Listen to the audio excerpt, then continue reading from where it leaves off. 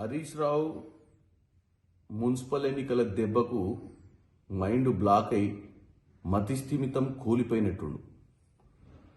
ప్రజాస్వామ్యం సిగ్గుతో తలదించుకుంటుందని, స్వయం పాలన అస్తిత్వమని, మోకరిల్లడమని, ఆత్మగౌరవం అని పెద్ద పెద్ద మాటలు మాట్లాడుతుండు. మీ 10 ఏళ్ల హయాంలో నువ్వు మాట్లాడే మాటలకు మీరు అర్థం లేకుండానే చేశారు. ఈరోజు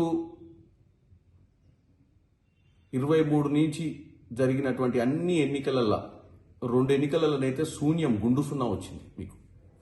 ఒకటి పార్లమెంట్ ఎన్నికలు, ఒకటి మన కార్పొరేషన్లు, ఏదో మున్సిపాలిటీలలో కొన్ని వచ్చినట్టున్నాయి.